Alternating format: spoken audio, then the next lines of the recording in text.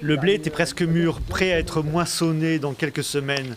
Et la récolte s'annonçait bonne pour Zine Al Abidine Benzinous. En quelques minutes, le feu a tout détruit. J'ai une sensation très amère. C'est écœurant. J'ai travaillé dur tout au long de l'année. C'est mon gagne-pain pour satisfaire les besoins de ma famille et de mes enfants. Et tout près de chez moi, mon voisin a aussi tout perdu.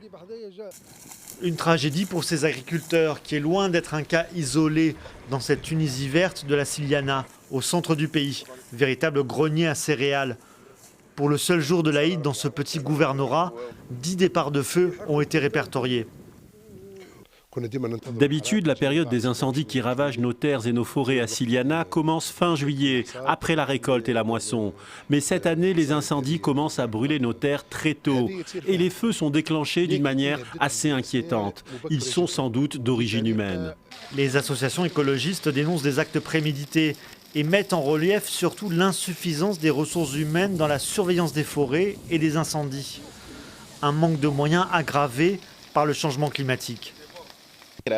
Le climat et la chaleur élevée ont aidé à déclencher les incendies. La température élevée est le facteur principal. Cette recrudescence des incendies touche tout le pays, de Bizerte au nord à Kérouan dans l'est.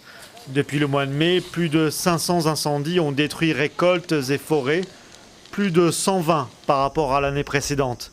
Et la saison des incendies est loin d'être terminée.